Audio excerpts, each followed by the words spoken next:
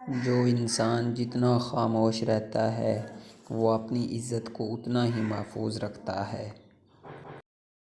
کسی کا حق اپنے ذمہ لے کر اس دنیا سے نہ جاؤ، فرمان حضرت امام حسن علیہ السلام۔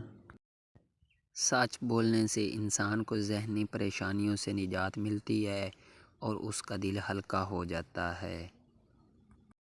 رشتوں کو اتنا غلطیاں کمزور نہیں کرتیں جتنا غلط فہمیاں کرتی ہیں۔ نصیحت کیجیے مگر شرمندہ نہ کیجیے۔ مقصد تو صرف دستک دینا ہوتا ہے بلکہ دروازہ توڑنا نہیں۔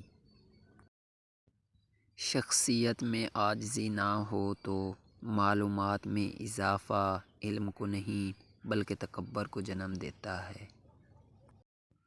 گفتگو کے لیے انسان منہ اپنا کھولتا ہے مگر اس کی زبان کے پیچھے تربیت اس کے بڑوں کی بولتی ہے۔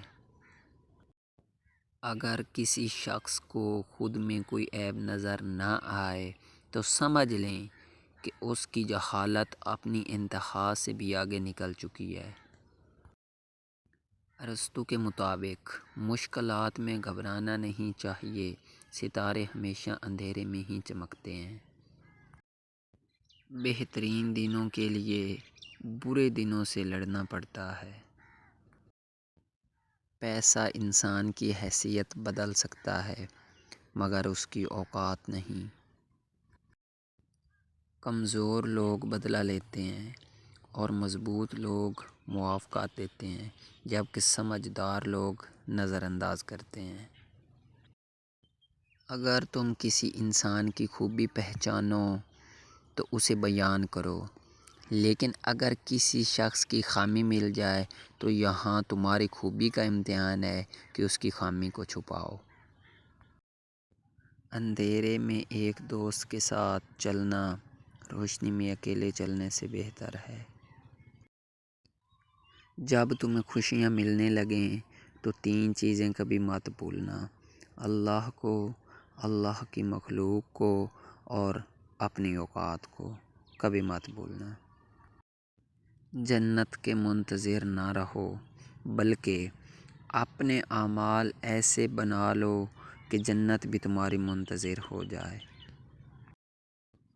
تین لوگ جب آپ کے سامنے بات کر رہے ہوں، والدین، بچہ اور غمزدہ انسان، تو انہیں مت روکیں کیونکہ ان کی زبان نہیں بلکہ ان کا دل بول رہا ہوتا ہے۔ لوگوں کے دل آپ کے اختیار میں نہیں ہیں، آپ انہیں صاف نہیں کر سکتے مگر اپنا دل صاف رکھ سکتے ہیں، وہ آپ کے اختیار میں ہے۔ گہری باتیں سمجھنے کے لیے گہرا ہونا پڑتا ہے اور گہرا ہونے کے لیے گہری چوٹیں کھانی پڑتی ہیں۔ لہجے اور الفاظ کی خوبصورتی وہ خصوصیات ہیں جو آپ کو اندیکھے انسان کا دیوانہ بنا دیتی ہیں۔